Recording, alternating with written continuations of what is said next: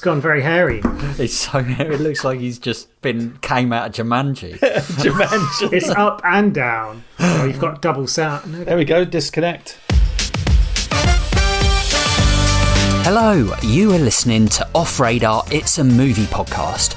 I'm James Smith, a professional film and video editor. I'm James Eatock, a freelance writer and illustrator specialising in 1980s cartoons. And I'm Neil Brock, aka Nige, the man with two names, former film journalist and currently working in the games industry. Each week, one of us picks a movie that all three of us either haven't seen in many years or in some cases haven't seen at all. We each watch the chosen movie, return to the microphone and let you all know exactly what we thought of it. I'd never really had any interest in watching it and I was proved absolutely right. I think it's amazing. I really, really love this film. The film's still a pile of steaming dog shit. If you fancy joining in and suggesting a movie for us to watch, why not tweet us at Off Radar Podcast or email us on offradarpod@gmail.com. If you like what you hear, please subscribe, share, and by all means, leave a review. For now, strap in, turn the volume up, and let's go Off Radar. Hello. Merry Christmas. I'm James Smith, and joining me today, as always, is Neil Brock. Ho, ho, hi. I went to first, that kind of threw you a bit there. But we call him Nige. And James Eatock. Yes, Smith, I am joining you on this podcast. No, that wasn't a pun. It's just because Smith said joining, and I don't know if that was a pun or... Yeah. Did you intentionally leave a space? He made a pun and you just thought you were taking the mick out of him. That's basically it. Yeah, sorry, Smith. I thought you'd fumbled your joining. I did. Yeah, I did bumble my way through it. But yeah, this is our, I guess this is our Christmas episode. Yeah.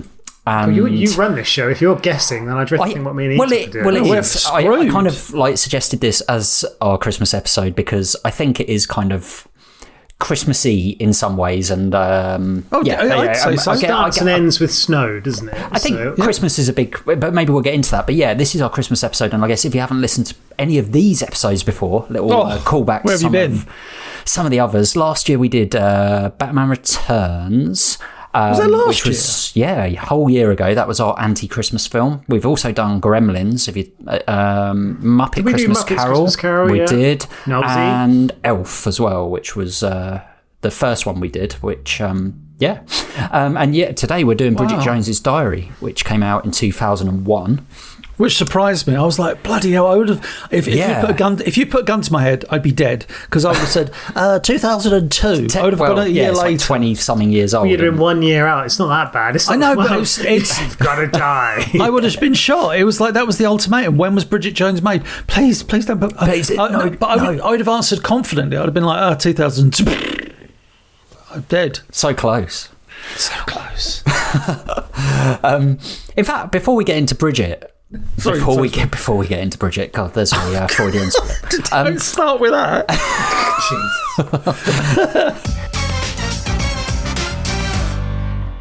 There is actually a new one coming out, isn't there? Yes, there is. In February, Valentine's Day, it's released, which is... Well, actually, I think you find it's the 13th of February. Oh, okay. 2025. It's almost like they're like, it's not a Valentine's film, it's on the 13th. But which is her latest one. But I guess before we get into that, we've spoke about Christmas films and Christmas in general a few times on this podcast. But I did have a question to ask you guys before we get into this. You go into a desert island. You've got one Christmas film you can take with you that you can rewatch every year. That's a good question. At Christmas. I know we've discussed it kind of generally, so I get a feeling of kind of your favourites, but what film would you take to your desert island? What would be your Christmas film? So it has to be a Christmas movie. It can't just be a movie that I watch at Christmas.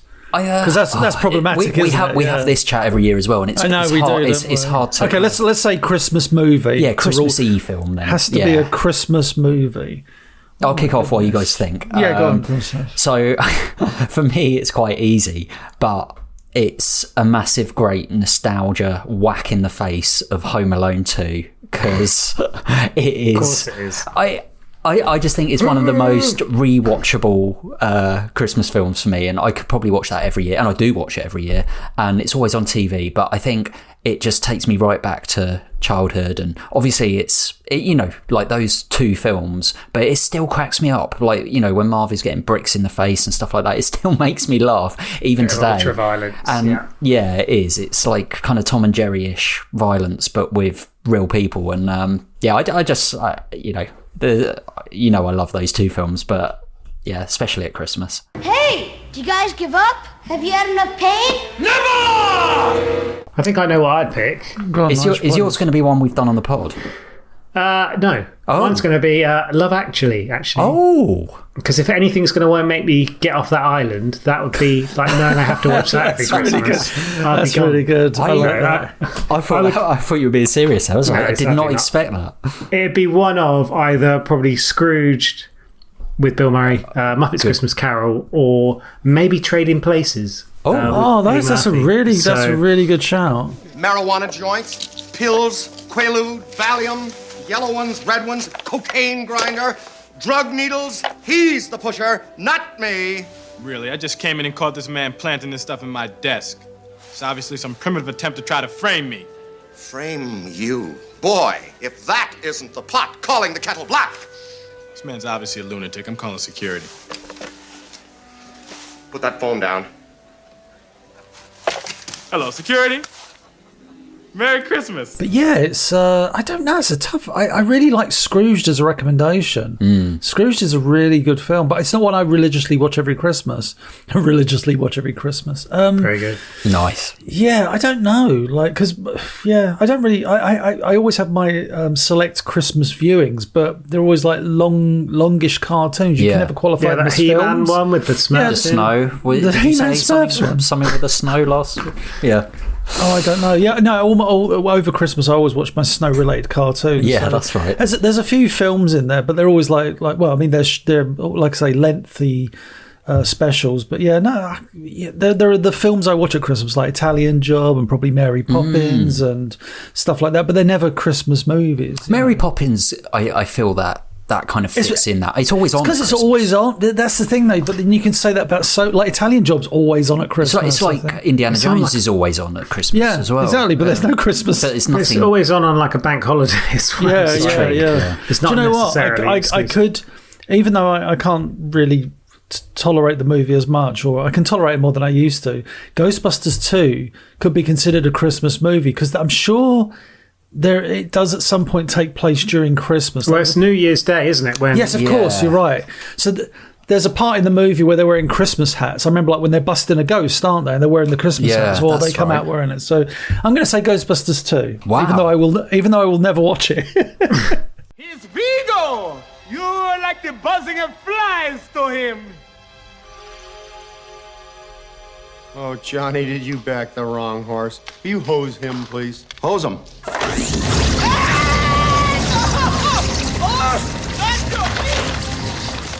Yeah, I didn't expect that from you. Fine. I didn't expect it. Nice. Either. Well, next time on the desert island, we'll do something else. We'll get a little film collection going on this island. I think. What's the one with? Oh my God, Castaway. We'll watch that on a desert island. Yeah, because that's research. Hints and tips. That would be kind of like a bit trippy. I'll call my DVD box set. Yeah, Lost. I'll take a ball with me. I'll call it Nige. I'll just cut out. Sorry, Nige. But I'll draw his face, but cut a little hole out in the ball. But then instantly. No, wait. Like but no. But hang on. That's exactly what I thought as well. That was my point. But the problem is, I instantly deflate it by doing that. I'm like, I'm going to teach you a lesson, Nige, and then. Didn't think ahead, deflated the ball. I'm all alone now with a deflated Nige. Yeah. Sex ball. Right. Okay. Sex ball. I don't know how we got here.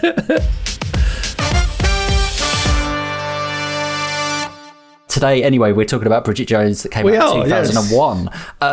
Yes. So first up, I take it you guys have seen this before, many times before? I have seen this once before because, as you know, I like watching things out of order. Oh God! So what one did you watch first? Here we go. So back in, I was going to say, I want to say 2017. my friend Marianne messaged me one evening. She was like, "What are you up to tonight?" I was like, "No." She goes, "Do you fancy going to see Bridget Jones's Baby?" And I was like, I still haven't seen I was like, "What? The third Bridget Jones?" So you went to the third one first. I didn't even see 1 or 2. I may as well have seen. Spoiler. For I know that's a massive. I wonder what's going to happen. But went to see it, and I absolutely loved that movie. I thought this is going to be some sort of chick flick or something, not really for me. And I was just like, oh my god, that was because the audience, as you can imagine, were mainly women, but there was the film itself, the audience, when you're around like the right people laughing, it was such a fun experience and a fun movie. And then I went back and watched 1 and then 2. So 3, 2, 1, 3, 1, 2. That's so. Wait, and if you're listening to us for the first time, so he did this with Paddington recently, Paddington 2, Paddington 1. He did it with John Wick, the wrong way around. Yeah, with Wick. Was that 2, 3, 1, I think. 2, 3. Yeah. God.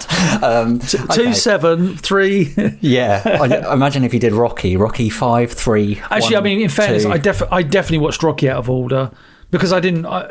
My introduction was like Rocky 3, then Rocky 4, then I did 1, 2, 5. So yeah. Oh God. at least you finished with 5. I can't think of any film I've ever watched a sequel or a later film before the original. Maybe like, I don't know, what's the Clint Eastwood one? Every Which Way But Loose, and then okay, the one with the orangutan. Yeah, there's like 2 of them. I can't remember what the other one's called, but maybe is there another they were one? just yeah. I didn't know there was a second. Anyway. That same orangutan, I think, appears in Cannonball Run 2. I'm not joking. Yeah, there you go. Terrible movie. Right Nige, turn, Clyde. Nige, have you seen this one before? Well, it's funny you mentioned it as a Christmas film. So during those dark days of COVID and lockdown, mine and Helen's first, I think it was our first Christmas where we didn't go and see our folks because we couldn't really travel anywhere. Neither of us drove. You couldn't really go on the trains. Everyone was kind of asked to stay at home for Christmas. So we just thought, we'll watch a bunch of Christmas films. Obviously, we scraped the barrel so much that eventually we got to the Bridget Jones films. And Helen's actually got really fond memories of watching Bridget Jones somewhere really random, like Thailand or something on holiday. Oh, wow. Once. Don't they go to Thailand in the second one, don't they?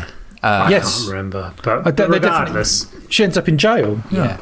Oh yeah, but So we watched them over that Christmas period, and I must have enjoyed it enough to have watched all 3 of them, or we just had literally nothing else to do. So we did watch the first, then the second, then the third. They're very easy to watch films that you can just enjoy, and I get that. I think I watched. I mean, I don't know when I watched it, but I watched it, a few years after it came out, and I definitely had seen the second one. I still don't think I've seen the third one, though, to this day. It's got Patrick Dempsey It's got Dempsey in Dempster. Grant as the other love interest. Yeah. So Hugh Grant's not in the third one, then? No, but he is coming back for the fourth. Yeah, I saw. Of course he is. That. Yeah. As is Colin Firth as well. Even though slight spoiler. Yeah, I saw the trailer for the new one. I haven't seen the trailer. It's Ghostbusters 3, basically. So. It's the same thing. Yeah, so this film and all of the films, so obviously based on the book, which came before each film by Helen Fielding, who also had a hand in writing the screenplay with this Andrew Davis. And I didn't realise that Richard Curtis was also involved in the screenplay for the first one. Well, it's the only reason Hugh Grant signed up to do it was that he saw Richard Curtis was involved. Otherwise, I don't think he necessarily would have done. So yeah. Okay. Oh, interesting. Yeah, well, yeah. And directed by Sharon Maguire, who... Sharon! Got to be honest, I hadn't heard of. And if you look at, no offence to her CV, she's not done a lot that you will recognise. She did also direct Bridget Jones' Baby. But yes. Well, she's actually a really close friend of Helen Fielding to the point that Shazza in the film is actually based on her. So that's how sort of close they were. So that's why she got the gig. If my CV had 2 big, I'd say fairly big Hollywood movies on, I'd be pretty happy with that. She's got a better CV than me, so yeah. Fine. Yeah. Well, I don't know. You don't know, Smith, but everything's in context. Like Micah Richards said, and with his regards to his football salary. Such a random link if we don't include that football chat. We don't use it. We won't use it. And stars Renée Zellweger, who we have definitely not spoke about on the podcast before. Have we not? I don't think so. But yeah, she's been in loads of stuff, but some of her big hitters, Jerry Maguire, Chicago, Cold Mountain, Cinderella Man, Judy. I don't know if you guys saw that film a few years ago. I watched Judy. It's about Judy Garland. It's a biopic. Her performances, I can't remember if she won the Oscar, but she definitely got nominated, but she was amazing in the role. Well, she got nominated for an Oscar for this. Oh, did she? So, wow. Yeah. Oh, I didn't know that. But I think the thing with Renée Zellweger is that she kind of took quite a long hiatus from acting. She didn't make a film from 2010 to 2016. Yeah. And you say like she's got a really long sort of filmography. I would say, again, it's one of these actresses or actors who she kind of only did like a film a year, maybe two at a push. And yeah, it's interesting. Like, I think most people first saw her in like Jerry Maguire. Oh, that was my introduction. Definitely. Oh, no. Empire Records. Well, I was going to say, I remember not long afterwards going back and watching Empire Records, which also had like Liv Tyler in, and she was just one of those like quintessential 90s films. Yeah. She's really good in that as well. Really good. And it's a cracking little film, Empire Records. Absolutely. I haven't seen it in years, but that was like 95. Maguire was 96, and this was 2001, like you said earlier. So, and it was a bit of a change of pace for her, given obviously she's gone from being like this kind of, I don't know, like. Almost like Tennessee sounding American. Yeah. Although I don't even know if that's where she's from. For some reason, I've got that in my head. To being like a British Londoner. Yeah, she's from Texas. Very convincingly, which I think her and get onto. But yeah, her and Gwyneth Paltrow are like if you didn't know, fantastic. Yeah, if you didn't know they were British, ridiculous. You're like, oh, she's British. Same dialect coach. So there you go. Oh, really? Their pennies. Yeah, I was reading that before. When I was doing a bit of research. Like, so obviously she got nominated for an Oscar for this. Obviously Shakespeare in Love, and again it was the same dialogue. Wow, coach. That dialect coach must be That's pretty it was Barbara Berkery, who was also known as additional crew for films such as V for Vendetta and Snow White and the Huntsman. Wow. So, yeah, dialogue coach. So there you go. Oh, interesting. There you go. And also in the film, Colin Firth, Hugh Grant, Gemma Jones, Jimmy Broadbent, who, in fact, worth pointing out, we talked about both Hugh Grant and Jim Broadbent very recently in Paddington 2 last couple of weeks ago, whenever this Paddington 2 The Revenge. Paddington 2 The Revenge. I've done a little synopsis for this because I didn't ask either of you to. No, you didn't. Bridget Jones is a 30-something single lady who smokes, drinks too much, and is being pressured by her peers and family to settle down and find the one. She begins to write a diary and is determined to change her lifestyle. Along the way, she meets Mark Darcy, played by Colin Firth, and flirts with her boss Daniel Cleaver, Hugh Grant, and then begins to date. Both men vie for her affections, but as her romance with Daniel blossoms, all is not what it seems. Nice, I like it. No, it's just like, it's because exactly how I would have written that ending as well. All is not what it seems. More than meets the eye. She's a robot in disguise. Here she is. How's your love life? How's your love life? Why is it there are so many unmarried women in their 30s these days, Bridget? Suppose it doesn't help that underneath our clothes, our entire bodies are covered in scales. Mother's trying to fix you up with some divorcee. Do you remember Bridget? She used to run around your lawn with no clothes on, remember? That was the moment I decided to take control of my life. Resolution number 1, lose 20 pounds. Number 2, drink less. Very bad start to the year. We'll persevere with resolution to find a nice, sensible man. How about a drink at my place? Totally innocent, no funny business, just full sex. Obviously, this is our Christmas film, but we do start in a little bit of kind of, well, it's all snowy. It's New Year's Day, funnily enough, but it feels quite festive right at the top of the film because she goes to the like a family gathering type family thing, and Mark Darcy's there in his reindeer thing still on Christmas New Year's present Day. Jumper, But straight off we've got obviously her diary being read as voiceover right at the start of the film, but we're introduced to Bridget pretty much, and she's this posh single kind of, like I said, like someone who drinks too much, smokes too much, and she's got this incredibly dysfunctional family, and you know, straight from the off, you're kind of introduced to each character like dotted around the room, like she calls him an uncle, but he's not really an uncle, some pervy bloke, and her mum, who's like an eccentric kind of. She's just a bit bonkers, isn't she? She cheats on like bit the dad bonkers, later on. A bit. I get the feeling like she's quite emotionally detached from the rest of the family, which I guess she kind of proves in a way during the film. But yeah, and obviously the father is.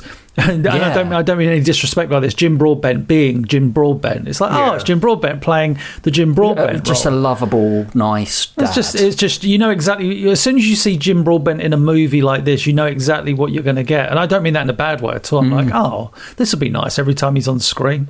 Yeah, Celia Emery as well, who's been in loads of stuff sort of over the years as well. Is like I don't know, is she like a neighbour or something like that? Oh yeah. She was in wasn't she in Victoria Wood? She used to be in a Victoria Wood show. Oh yeah, but she's done loads of like stuff recently. She did like the Marigold Hotel. She was in a really good show with Pamela Adon in America that's like did amazingly well quite recently. She seems to have like a career, like I don't know. And she rocks up, as does, of course, Honor Blackman as well with a cameo. Weird cameo, because like, I mean, we're not going to delve much into her character because there isn't one. But when I saw her pop up, I was like, oh, Honor Blackman's in this. I'd forgotten that. She must. And then I was just like, she's in it for like one gag or something about the way she's dressed. And I was like, that's really weird because this is still Honor Blackman. But yeah, it was a bit of an odd one, that. Ex-Bond girl on a Blackman. It's interesting though, like right in this opening scene, we obviously meet Mark Darcy pretty early on, and he's painted as this very kind of stiff, like reserved, dour Colin Firth character of that time, and bit of a prick. Yeah, but I don't dislike him. Like, it's almost like, again, he's emotionally detached. Like the mother is, whereas she's warm. He's sort of like you can tell he's uncomfortable in his own kind of skin in that environment. He's like insecure, isn't he? You can tell that kind of seeping through. Whereas she appears confident, but is insecure in totally other way. She kind of projects this kind of like mess sometimes, where she just makes a fool of herself. New Year's resolution: drink less. Oh, and quit smoking. And keep New Year's resolutions. And stop talking total nonsense to strangers. In fact, stop talking full stop. Yes, well, perhaps it's time to eat. And yeah, like she doesn't do herself any favours by being like 100 miles an hour when she first meets him, talking about, I went out boozing last night, smoking a cigarette, etc. And he's a bit like, okay, this isn't really what I signed up for. Straight from the off, like, how amazing Renée Zellweger is as this character. Incredible. Because, I mean, like we said about the, the British accent, I mean, it is sometimes you think about it, right? When you're watching an American actor or a British actor or actress like Don Cheadle in Ocean's 11. Yeah. Good, blooming good. Yeah, you do it the other way around. Or that bloke in The Boys with his messed up accent. I love him. The Australian. What's his name? Yeah. He was from in Dredd. From Dredd. Yeah. Dredd, yeah. But it becomes great, distracting. Obviously, like, even if you just know their accent and they're doing a good accent, but with her, like, I feel like she's almost like, it's just so perfect. Like I just forget instantly that she's American because it's that convincing. Yeah, you're not waiting for her to slip up, and there's she does. I tell you what she does. It's the dialect coach obviously didn't just teach her. I mean, I don't know, but it obviously didn't teach her to go, oh, this is how I pronounce words. She also taught her to like do that thing with like that awkwardness, that fumbling, which is such a British thing. And I think that's kind of what Renée Zellweger does so well is to bring in that kind of fumbling, bumbling way of talking. Yeah, that's it's interesting because it's almost like Hugh Grant from I was going to say that was what I was going to say, isn't it? That kind of bumbling, which I felt. Yeah, like I forgot, like he's not actually that character in this film, because I kind of unfairly. He's a cad again, isn't he? Yeah, unfairly in Paddington 2, I kind of forgot. I said before Paddington 2, he just played Hugh Grant, basically, is what I said. But actually, in this, he doesn't. You're right. He is a cad and he's a dick. Well, I was just going to say a couple of quick things. Well, you mentioned about Hugh Grant. Like, I was watching an interview with him the other day. Him and Nicholas Hoult, who's obviously they appeared together in About a Boy many years ago. Now Nicholas Holt's gone on to have like a big career, like a well-known sort of Hollywood name. And Hugh Grant kind of said for About a Boy specifically, he like tried to get away from that sort of Four Weddings type actor, and he tried to do a bit more of a North London accent, which I'd never realised before. But if you watch like clips from it, you can see he sort of put a little tang on it.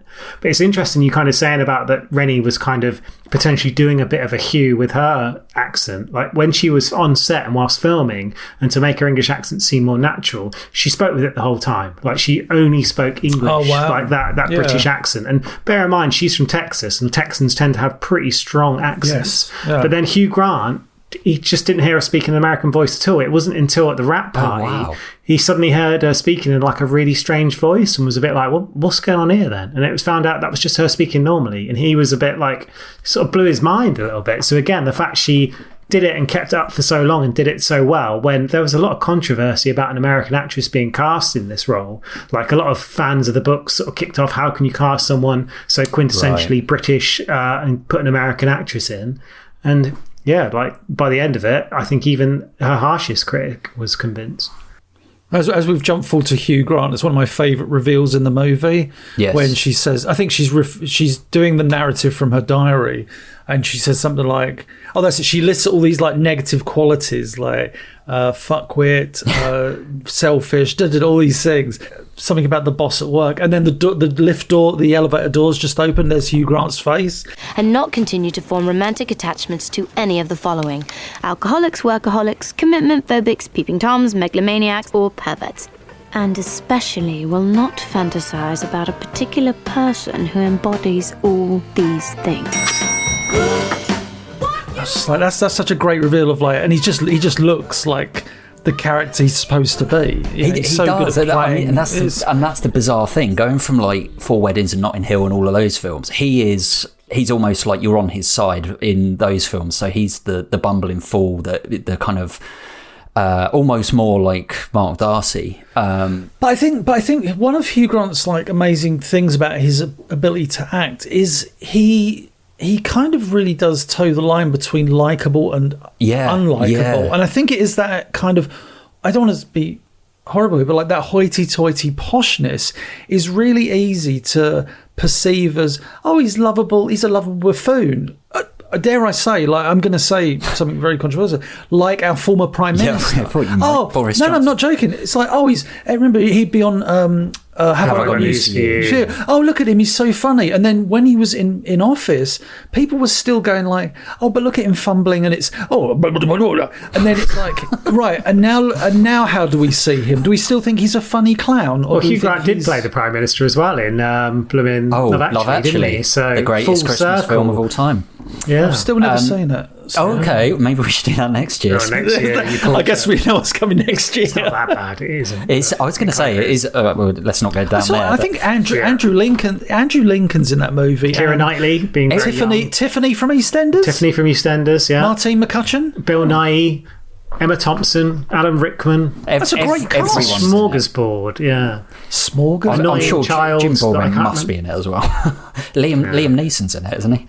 Of course he is. I'm going to give you 10 minutes to tell me where you are. I will find you and I will kill you. I will find you. Oh, definitely. I will take off your some Christmas gifts. I will take off your underwear. I will eat you after AIDS.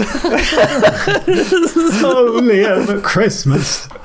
Anyway, yeah, so back to this film. But yeah, we're introduced to Hugh Grant. I think the great thing with Hugh Grant as well is the contrast between him and Mark Darcy is so stark, because he's like charming and funny, and he's basically so different to Darcy, whereas Darcy's like reserved and, well, you know, like but they used to be friends. Where it's really weird, this friendship thing. This is the one thing that I kind of thought, I just can't imagine they were ever friends. Well, they went to Cambridge together, didn't they? But they were like, you know, his best man, you find out who's best man and who cheated on who. But yeah, the fact that they were best mates really kind of threw me, because I was like, I just can't see them being best mates at all. That's actually a really good point. Because they're so different, and You know, they wouldn't have hung out in the same circles. Yeah, opposites attract, gentlemen, and maybe old Darcy got it out of his system as he grew up. So, and obviously Hugh did not. So, but yeah, I get what you're saying, but I think it obviously adds a very important plot development point. So, but the fact that needs to be Firth underplays the performance so much, whereas Hugh Grant kind of almost like overplays it a little bit. That's a really good call, I think, by the director to kind of make those contrasts so that Bridget's got this like, oh my god, it's like this chalk or cheese thing. Who do I like? Yeah, who do I go with? And again, the casting was very, very intelligent because, of course, Colin Firth was extraordinarily well known for Pride and Prejudice being Mr. Darcy. Yes. And even Helen Fielding said this film is based on Pride and Prejudice. And there are quite a few like little nods to it as well, like Gemma Jones, who plays Bridget's mother, was also in Pride and Prejudice. Yeah. But the fact they actually cast the person who played Darcy, and as you say, they underplay him. They play him as not necessarily the heartthrob. He feels almost like the runners-up prize for a lot of this film. But it's look at who it is. It's Colin Firth it's him smouldering himself, although very serious, and wears terrible jumpers. So I love some of these early Office scenes as well. Oh, they're great. They dress, but also they dress the office really well. So there's like Lemsip on the table, and I didn't notice that. It's scruffy, and like it's like little touches that make it feel. It does look like a real office. Yeah, though, I got nostalgic about them using like MSN or whatever the equivalent was on for the emails. So, but I loved, dare I say, like the when they start flirting via email, because obviously Daniel sends her a flirty email, and I remember watching this the first time thinking, oh, she's clearly misread the wrong email or someone's playing a joke on her, and then you get the exchange glances, so that actually is him flirting with her. And it took me back to like the old civil service days where I may have had an office flirt or two. And there's some things that get you cancelled, mate. But no, it's dig out those emails. You look back and it's like those were fun. I really do miss working in an office with others. It was especially when you got that kind of, especially when you're that young as well. I was like 22 when I started working the civil service, and you meet someone, you do flirty emails and stuff, and it just, and your boss says that's not appropriate. Stop sending me those emails. Why are you wearing a see-through tobby top? I'm sorry. I think I actually always used to wear an undershirt, so if I would ever sweat with my work shirt, the undershirt would catch it. That was always a sensible tactic. Little tip there for future. It's a great tip. What do you do about your sweaty balls though? Did they just show? I had 8 pairs of pants on. Okay, good. They wear these things. Just wore swimming trunks all the time. But Speedos with my little ribbons on, red, yellow. I was going to make a revolting joke there. I won't. But they're preparing for a book launch, obviously. Yeah. So amongst all the flirting, Hugh Grant is Kafka's bicycle or something. Kafka's motorbike or something like that. Yeah. Which, when Bridget Jones does her little presentation, which is quite funny that she's chosen to be the public speaker, but it's great. I mean, she's so fantastic in this performance. But it's lovely that both of them are there as well, and all like basically all these like kind of key people in this thing. The key players in this film. Salman Rushdie's there. Yes, Julian Barnes is there. Bloody Jeffrey Arch is there. Jeffrey Arch, all the authors. Yeah. But I love it when she says like the greatest book of our time, and Salman Rushdie like gives a side eye. And she's also, like, what? She's got. You have done good books too, and also Jeffrey Arch. I love the way she starts it off because the mic isn't working, and she's just like, oi. Oi!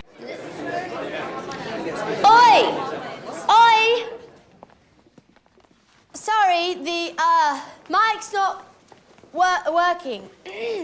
I do love it when he discovers her granny pants, when they're like getting all intimate on the floor, and he's like, these are very silly boots. This is a silly little dress, and these are, and he goes, fuck me, absolutely enormous pants. That's just like, that was just such a great gag. And fuck me, absolutely enormous pants. No, don't apologise. I like them. Hello, Mummy. I love her logic though. She's like, right, so there's like, I can wear the sexy pants, but then I wear the other pants that gives me more chance of needing sexy pants because they're very slimming. And obviously the thing about Bridget Jones is like, she is a normal curvy woman, and obviously that was something that wasn't really in many films as like the lead lady in the early noughties, 90s kind of thing. It was... And also, I think Renée Zellweger actually put on weight specifically for these roles, didn't she? £25. Wow! And, really? So that's almost like $40. So that's what 14, 20, that's nearly 2 stone, which doesn't sound that much. But and when you kind of take off 20, like, that is... she's not porky or fat. It's just like she's normal. But you know, like in Hollywood, like obviously the leading lady often plays very slim roles, so it's a convincing normal kind of woman. Like, well, look at Embeth Davids, the kind of the partner of the stick insect. Mark Darcy. Exactly, she's labelled the stick insect. Even the woman that we eventually find Hugh Grant is cheating on. No, actually, that was the stick insect, wasn't it? Yeah, because Hugh Grant cheats on one. But I'm thinking of the partner to Mark Darcy, the very straight-laced, like lawyer. Oh, lady. yes, sorry, her. Yeah. So both of them are like your conventional, like American, very slim women. And again, it was something a bit different. I would say, like Bridget's like group of friends again seem a bit more normal. They're like Sally Phillips is one of those. The gay guy.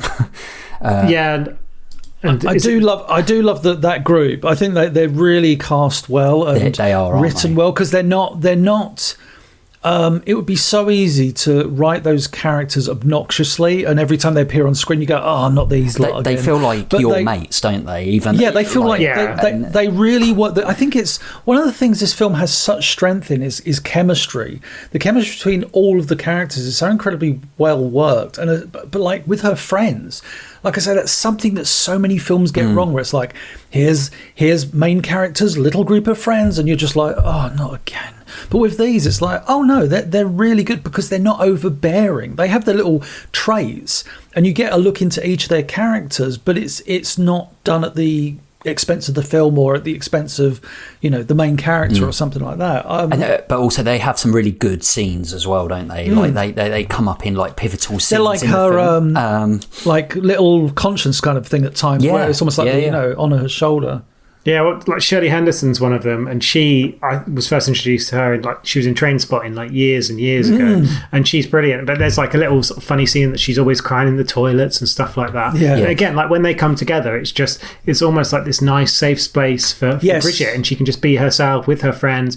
They'll have a few drinks, have a few laughs, and just get on with it, kind of thing. It seems like a good group to hang out with. Like Smith said, it's like they could be your mates, kind of thing. Well, it just reminds me of like London. I think where Bridget lives, I swear it's like round Borough, like London. It's Borough Market. I know exactly where it is. Yeah, and I remember seeing it, and again, it kind of like, for our listeners, I don't know how sort of interesting this is, but it kind of reminds me of like our time, like 20 years ago almost, when we were like in and around London kind of thing. It's a time. That was one of my things. This movie is a time capsule of London. Absolutely. When you see Piccadilly Circus with those original signs, like if you went to Piccadilly Circus now, I know so many people that have come over here to like be a tourist, get to Piccadilly Circus and go, why is it just a big flat screen? Because it used to be like Sanyo and Skoll and stuff like that. All these beautiful like 1930s, 40s, 50s, 60s logos all popping out. And I love it how with those scenes as well, they put her diary, like little like key moments of her diary on Piccadilly Circus signs. How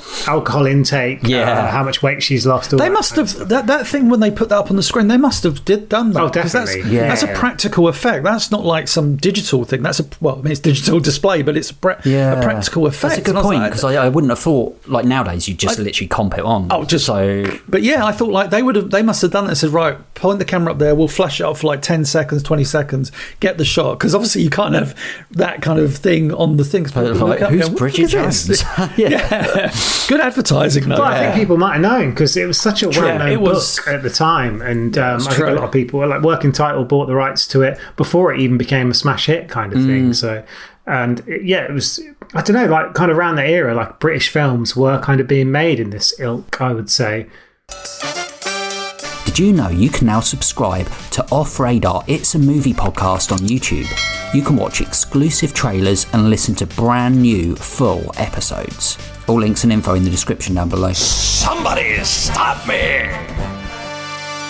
I really like, so you said about the canoe scene. I love the kind of contrast here though, because you obviously get Hugh Grant and Bridget Jones, they're smoking and drinking, falling in the canoe, and you see Darcy on the other canoe, and he's like looking over thinking, actually I kind of want this, because he's like, my date's a bit boring. This is so boring and dull. And although he is a bit safe, he actually, I mean, he says later in the film, which is the line that they use in every film, you know, I like you just the way you are, I think he says, but you know, that like kind of sums him up. It's like that kind of, what he sees in Bridget is he just accepts her for what she is, that you later see, whereas most people in this film don't, apart from her friends, I would say. You know, most people want her to change, and like we get a scene with she goes to like a dinner party. Her mum is definitely, but a dinner party with all these like couples. And I think this scene's brilliant, because it's like each couple look the same and they're like, hi Bridget, we're blah blah blah. It's so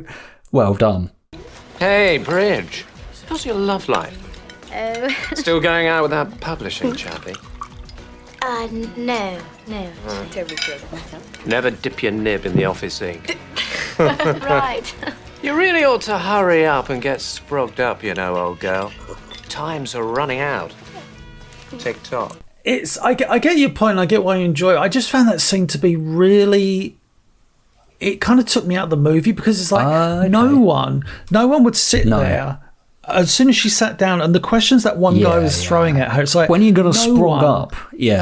But no one would talk like that, because it would be someone would immediately kind of deviate the conversation or change it. It just feels like really, I know it's going to sound crazy, it's a film, scripted. That feels really like someone's just reading a script. And it's just like, this might have worked in a book, like on the printed page, but in the film, it just feels like such a false interaction in order to constantly kind of go with the story that she's single and she's running out of time. I totally understand that, but I feel like quite I understand why quite it's there. A lot of that, the film is like that though. I feel like a lot of the film is written over the top in certain ways. You know, even her friends that we talked about are like slightly accentuated. Her mum is like totally out there.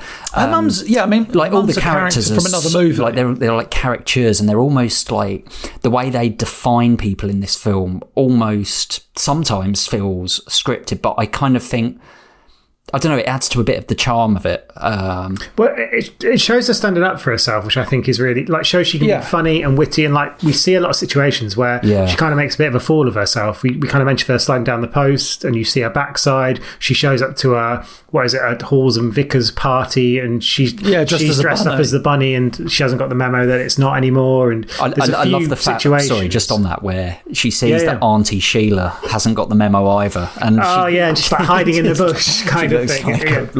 And the guy's dressed as like the powerful priest. And you just get like a 2-second shot where he just looks like, ooh, so like awkward. But yeah, there's a lot of like Bridget sort of being silly and like making a fool of herself, and I think it was almost an opportunity to kind of see her stand up for herself. And she does that when she walks out on her job after like she finds that Hugh Grant's cheated on her with this American lady, and he's going to get engaged, and she just decides, right, I'm going to move into TV. She goes for a few interviews where again she makes a bit of a fool of herself, but then gets a job from the guy who used to be in Drop the Dead Donkey.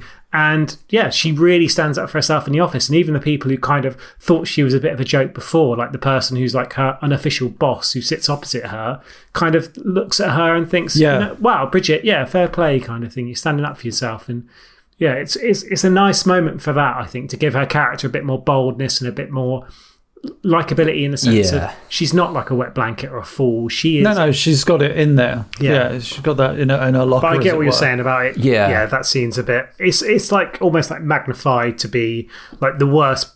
Like people go on those kind of things all the time, where you go to a dinner party and you're the only single person, or there's only a couple of single people. I've been in that situation, but nobody ever forced. It's definitely over the top. But I do like the way she says, "Oh, I don't know, 3 out of 4 marriages end in divorce or something like that. And Darcy sticks up for her straight away and says 3. That's 3. And as if to say, yeah, I kind of got your back on this. I got your back. Which is sweet, because he's in a couple. Like he doesn't need to do that there, especially in that situation.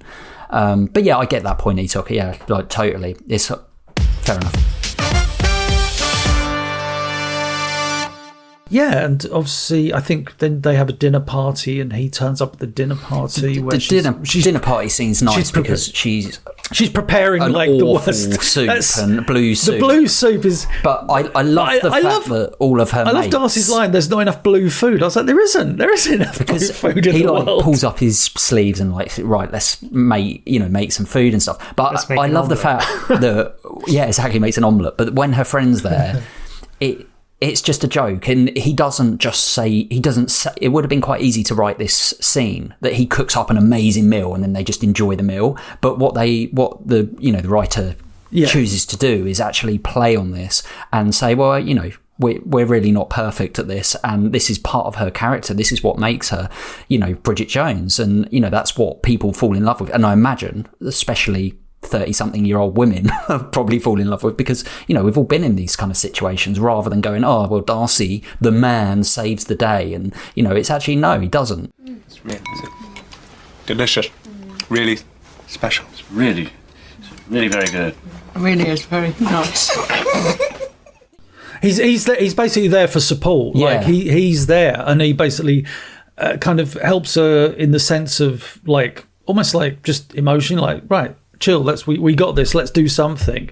And like you say, it turns into something disastrous. I think when he's there eating the third meal, he's like, this is the worst of the 3 or something, which is that's quite a sweet line. It feels so genuine though, the way they're laughing. I don't know if that's like improvised. I mean, that's the whole thing, isn't it? It's one of those things where suddenly, as well, in the context of the scene, you've got her friends are now absolutely enamoured with Mark Darcy. He's just a very natural fit. To Bridget, who cannot cook, but who we love, just as she is. But then they have the fight. The fight is brilliant, right? But it's brilliant because it's a real fight as well between two toffs. Do you know what I mean? The crappy kicking and we've all seen real fights in the street. I love the way that stuff, and it's just the gay friend goes into the restaurant and he's like, "There's a fight, there's a real fight." But he doesn't know what to say. The workers and everyone comes running. But there's a bit of trivia about this in the sense of like when they were first going to film it, they like got all the choreography and the stunt guys, and Hugh Grant and Colin Firth were like, no, like we don't want any of the stunt guys. We're just going to do it ourselves. And they kind of obviously like they would have had to have done a little bit of some of it, but primarily it was just those two going out. I think the only bit where they used a stunt person was where he like with waxed the bin lid. And then the window as well. But then the rest of it they just did it themselves. And if you watch the third film as well, there's another time when they fight. Oh, is there?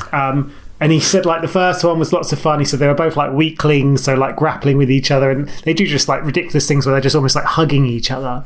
He said when they came to shoot it for the third film, they're a little bit older. They did pretty much the same thing, and said they both put their backs out and had to have like a chiropractor on the set. So that's how things changed between the two films. But yeah, it's such a natural fight. It's not one of these like Hollywood like.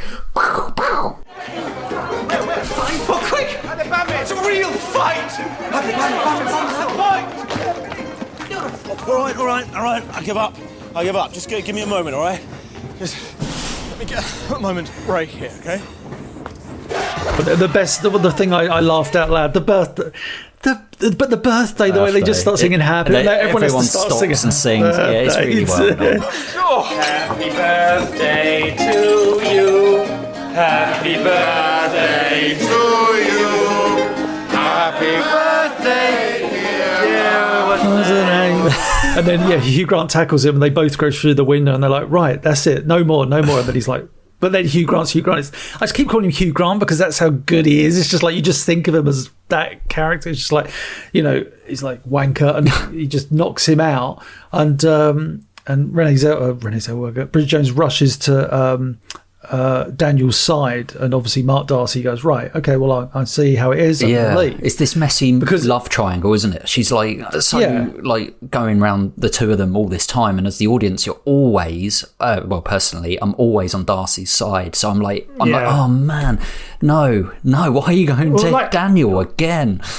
Well, her friends even asked, like, who are we rooting for here, kind of thing, and it's like, Daniel's cheated on her, but like Darcy's like broke up a marriage, fiance type thing. That's the thing, which is what they think. Yeah, so led to believe. Because otherwise, it's very obvious who you should be rooting for. And again, I feel like the audience is kind of one step ahead of everyone else. Yeah. But yeah, because obviously, that reveal comes when Bridget Jones goes back home for Christmas. The mother returns, because obviously we haven't mentioned that the mother splits up from the husband. Yeah, and starts dating it's almost like the guy from Bargain Hunt. Yeah, Dickinson. David Dickinson. Yeah, and I'm sure it must have been because Bargain Hunt was on around about like its peak around that time with David Dickinson. Yeah, I remember, and this guy is as equally as orange as David Dickinson, equally like dressing in smug. It 100% has to be like a kind of a nod to David Dickinson.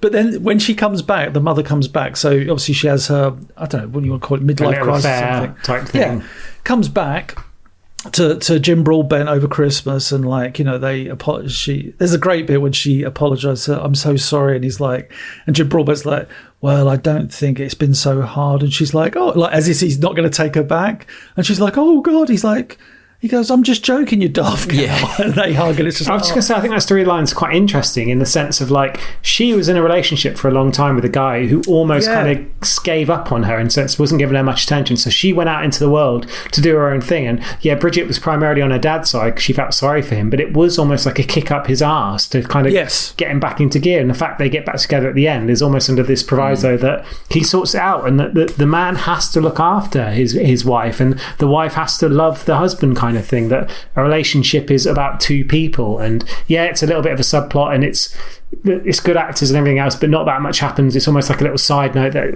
sort of Bridget occasionally like drops into, but it's quite nice to actually kind of see that she can go off and cheat and do all these things but come back to him, and they kind of live happily ever after, however you want to put it. But there was a reason why she did it. It wasn't just because she's a horrible person, it was because she wasn't happy in the relationship.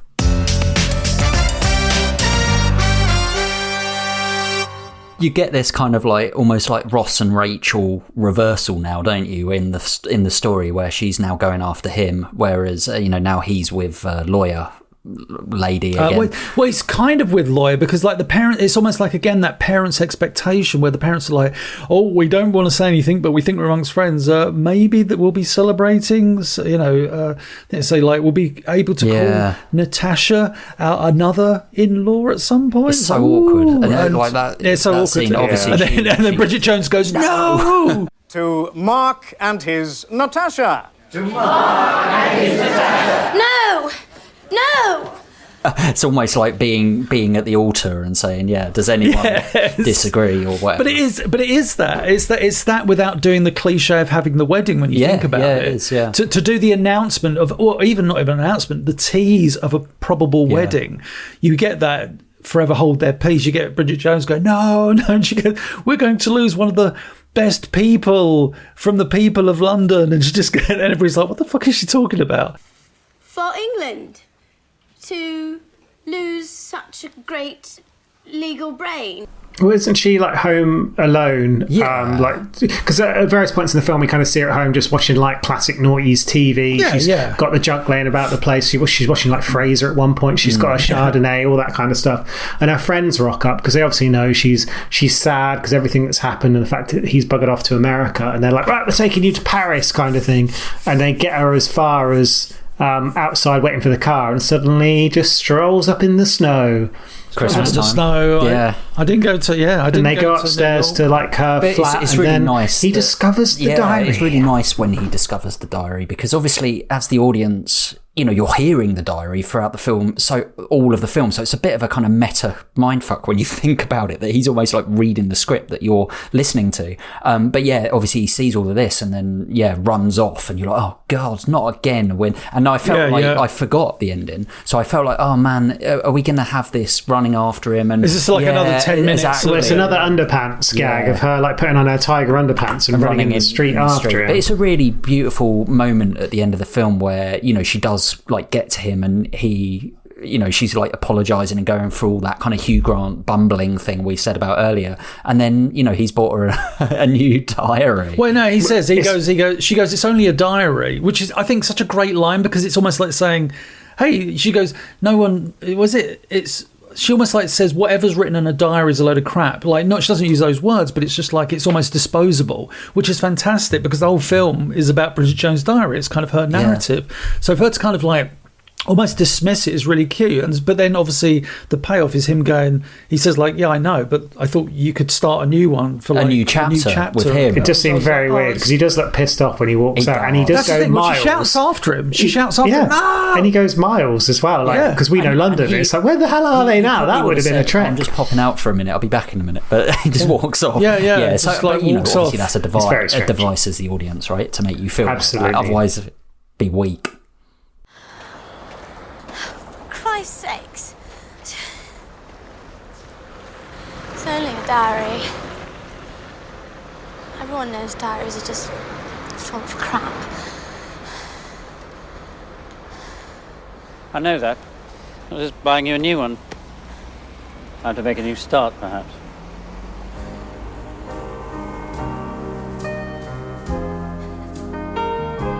And I did roll my eyes though when I was like, oh, this movie, it just dated itself when the credits roll and all you hear is Robbie Williams. I was going to mention the soundtrack. Because this was his crooner phase, wasn't it? It was like, hey, look at me, I'm just like Frank Sinatra. Well, didn't like Jerry Halliwell do It's Raining Men for this as well? There's like a Gabrielle song in there. I will say there's lots of... I think me and Nige might be on the same page here. I would deduct a point from this movie for the soundtrack, because it didn't need, the montage type music. Not just that, the moment she, like, when she shuts down, when she humiliates Hugh Grant and walks out, the moment she humiliates him, it kicks in with obviously Aretha Franklin's, R-E-S-P-E. It's like, you don't need to do respect. You just have some wonderful fanfare music. You don't need, it was almost like, and the Gabrielle song, it's those things that are, it's almost like those, I don't know if it's the director who's responsible for that part of like choosing the soundtrack, but it's almost like the audiences, they're clever enough to understand we don't need to have, these bits where we're signposting. Like literally, I think that's the one thing. Well, one of the things I'd criticise about this movie is I really didn't like. I agree. I understand why it's there. I understand why it's there. Add to that nostalgia of the whole noughties film, though. But definitely, yes. Watching it, perfect. Like now, it's weird when you're making that call, because if you were making this film now and then you put a song in, it's like what the fuck are you doing? But the fact that it's 20 years ago, yes, he's right. It kind of works in the sense that it's nostalgic, but that's the only reason in that sense. Yeah. I love some of the cinematography in the film is really interesting. Like, she opens like a bin and the camera's like at the bottom of the bin and stuff like that, or in the fridge, and it's like it's not just. It's quite imaginative the way they use the camera in this film, and you kind of could have been like a sitcom, exactly. The way they filmed it. Yeah, because it is that kind of film, like a rom-com of that ilk, and most of them are, to be fair. But it does really play with things like that. It like takes you. You're almost. You're reading the script as she's talking about it, like I said. So they can afford to be a little bit more brash with some of the characters, I think, because of that, and also with the camera angles and the music. And I think that's probably the reason why, like Helen Fielding and Sharon have made some of those decisions. But yeah.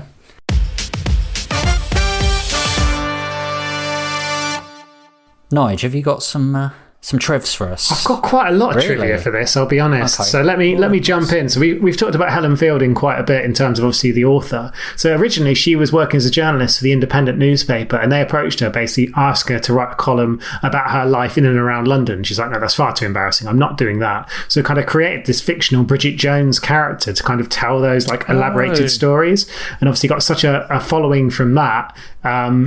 It created this exaggerated, ironically comic character that ended up becoming like 4 books. So it was an unexpected hit. 4 Bridget Jones novels, 3 movies, obviously the 4th one coming in 2025. So amazing like that she managed to do that, because she was like almost not necessarily a failed author, but an author who had released a book, it hadn't done very well, and was a journalist. So all came off the back of that. And we mentioned like Sally Phillips being Shazza, so her good friend in real life. Shazza's actually credited, her friend who directed the film, Sharon Maguire, is like listed in the thanks for the book as well, so you can see how close they were. But Sally Phillips actually went for the role of Bridget. Obviously didn't get it because Renée did, but they were so impressed with her, they cast her in the Shazza role. But they actually tried for 2 years to try and fill this role. So Robin Williams sadly didn't audition for it, but those that did, or those that were considered, were Helena Bonham Carter, Kate Blanchett, Emily Watson, Rachel Weisz, who was dismissed because they thought she was too beautiful for the role.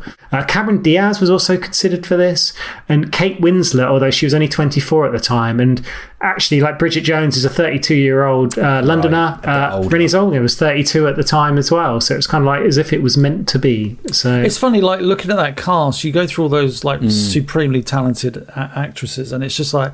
But I know she was cast and she's made the film, and she's done, up until now 4 films. But it's just like, it just seems so, you can't imagine anyone else in that role. Really. Weirdly, Kate Winslet, if she was 10 years older at the time, probably could work in that role. But yeah, I know what you mean. Yeah. Salman Rushdie, we mentioned him being in this film. He came by a total fluke. Old friend Helen Fielding rang him up and said, do you want to make a fool of yourself? And he's the guy that a couple of times at the party, they're like, do you know where the toilets are? So good old Salman Rushdie. In 2007, The Guardian actually named Bridget Jones' Diary as one of the 10 novels that best defined the 20th century. Wow. Joining Joseph Conrad's Heart of Darkness, F. Scott Fitzgerald's The Great Gatsby, Anne Frank's The Diary of a Young Girl, J.D. Salinger's The Catcher in the Rye, and then you've got Bridget Jones' Diary in there. And I would say for like a late sort of 1990s film, it does very much sum up that time in London, as we've kind of been discussing. Oh, yeah, definitely. Yeah, it's of its time. And then last couple of bits. So in 2008, Bridget Jones' character was accused for the decline in the sale of Chardonnay in the country. Oz Clarke, one of Britain's best wine sellers and writers, said the character's association with the wine had hurt its reputation. Until Bridget Jones, Chardonnay was really sexy. Afterwards, people said, God, not in my bar. So there you go, Chardonnay. Tarnished by Bridget Jones and her ciggies. I did not know that. And then my favourite bit of trivia, save for the end. Obviously, we mentioned she put on £25 for the role. Before she actually took it as well, she'd obviously got the role, but she was preparing. She actually worked at a British publishing company for a month using an alias and a posh accent. Didn't let any of her colleagues know and was not recognised at all. She also kept a framed picture of her then boyfriend, Jim Carrey, on her desk. That was her boyfriend at the time, had a photo of him. Her co-workers apparently found the photo odd, but never mentioned it for fear of embarrassing her. And she was obviously dating him at the time, and they didn't know who she was. So can you imagine if they never figured out until they watched Bridget Jones' Diary? They were like, oh, that's Deborah, who used to work in our gaff for a month. She's that one with a photo on Jim Carrey, and she rocks up to the premiere with Jim Carrey on her arm. So, that's real dedication to a role that, like in a film, a lot of people would just see as a fluffy rom-com. For her to literally put, go and work at a publishing house like that. That's Christian Bale levels of... Anyway... Trivia. Well, let's go. Done. Trivia done. Great trivia, Nige. Thank you. What do we think of this film, and what our rating out of 10? I don't mind going first. Go on then, Nige. Keep this going. Keep us going. Keep this going. Bridget Jones' Diary. Nige's Diary. So it was a smash hit. There's no beating around the bush. This cost $25 million to make, and it made 334, which is why they obviously churned out 3 more films now. So. But yeah, I went into it a bit apprehensive. I thought it might just be like a bit sort of throwaway and not very good. And it kind of is in some ways. in the sense of it's not a film that asks you to think too much about it. It's not a film that takes itself too seriously, but there's a really solid cast in it. There's like quite a nice like feel good atmosphere about it. It's funny at parts. Like both Colin Firth and Hugh Grant are very charming in the film. Yes, it stretches that kind of realm of believability. Like the bit at the end just seems a bit preposterous, him running off to buy the diary, and there's little bits here and there where it's not fantastic, but it's still a very enjoyable film. Comes in at about an hour and a half. So it's not trying to be something it isn't. It does kind of, I don't know. It's very close at points to being like an ITV. Like comedy drama kind of thing. Like I can't think of anything to sort of directly compare that with. I get that. Yeah, it may be partly because there's a bunch of like really familiar faces from like British TV in there. We mentioned the guy from like Drop the Dead Donkey and things like that. I don't think this is an amazing film, but it's a very enjoyable one to put on over Christmas. I think it's an easy. I imagine at the time it was an amazing date movie. I can see why they're bringing out this sequel around Valentine's Day as well. I would have said before I went back and watched this film, it isn't a film I'd kind of watch again. I watched it the first time, thought, oh yeah, this is fine, whatever, probably won't watch that again. But having watched it again, it was a bit like, oh, that's really easy to watch. I can see why when it's on ITV2 for probably the 1000th time, many a person kind of just thinks, oh yeah, I'll watch this for a couple of minutes, and probably sits there until the end of the film, because it's kind of got that draw. It can kind of suck you in, but it's not an amazing film. It has its flaws. The soundtrack we've mentioned, the fact, as I mentioned, some of the storyline goes a bit silly at points, although, yeah, like believability, whatever. It's Bridget Jones' Diary, for goodness sake. So anyway, a long way of me saying it's a good film. It's not a great film. It's a nice Christmas film, but it's probably a 7 out of 10 for me, I would say. Fine. Fair enough. Smith? Yeah, like you, I hadn't seen it in quite a while, this film, but I mean, I picked it because I think it's one I did feel like I wanted to go back and revisit. I think with this genre, it's really interesting because it does kind of fall in this kind of weird British rom-com genre. And there's, you could probably list 10 films on your fingers that are in this kind of like thing, like Notting Hill, like Four Weddings, and then Love Actually, all of those. And I think it fits in those. And I would say it's one of the better ones out of them, although I think Four Weddings is a very good film. But anyway, but yeah, I think I agree with what you've said, really. I think it's funny, my notes, charming, funny, doesn't take itself too seriously, which is exactly what you just said. I think Renée Zellweger is amazing in the role, and I did actually really forget how good she is, and I think she carries the film so much. Yes. Like we said, the accent's great, but also her performance with Colin Firth, with Hugh Grant, that kind of, and the two of them acting together, like all of it hinges on like this cast like gelling so well, and then some of the supporting cast, which like you forgiven to kind of forget some of them after, I don't know, 15 years or whatever. They're actually so like essential to not just this film, but me and Flizzy actually watched the second film yesterday because I was like, oh, let's just stick it on, put it on, it's like, I've had a beer, why not? But and should have had some Chardonnays. Yeah, should have had some Chardonnay. But they all pop back up in it nicely, and even the character of Sharon has like a nice story where she goes out to Thailand to try and save her. And I think they're back for the fourth film. Oh, as well, are they? gang. I'm sure they are. But they're interweaved really well into it. I love the kind of. I sometimes feel like I've said this probably before on the podcast. Narration can really bug me in filmmaking because I think it's a really lazy device to, like get you through certain things. And I think, often we see that in like gangster films and stuff like that. I'm like, oh, here we go again. It's narration. But what it does really well in this is it starts quite heavy on the narration and then it kind of eases off and then lets the story play out. And yeah, sure, we come back to it, but it's her diary and the way it kind of, like lets the audience like read the script or listen to her read the script. I think it's done really well. But yeah, I also agree, like, I wouldn't say it's an amazing film either. I don't see them as flaws. I just think it is kind of what it is, which sounds really harsh, but I'll stick with what I wrote down. I enjoyed this film enough to go and watch the second one 2 days later. So yeah, I gave it a 7.5 out of 10. Enjoyable, not incredible. Smith with the point. Etok, bring us home. It's just same as you two. I think Nige's summary of like it feeling like an ITV movie, which may be a bit foreign to some of our foreign listeners, but yeah, it just feels like a movie you'd see with a TV budget. Although, as Nige said, it was actually quite a nice profit. But yeah, it's. I will say this: the movie I think they could have made this movie for just one audience, just like 20 to 30 something women, like 20 ages. That is, I think that's the easy audience. But I feel that with this film, they do broaden it, and it does feel like, both men and women of ages of probably mid-20s upwards can enjoy this movie. You don't have to be like.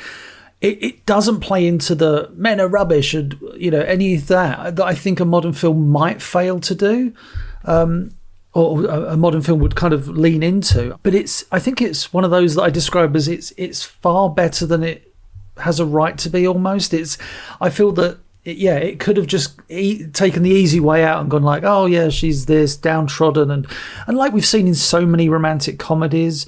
But I think this one's got a real nice kind of.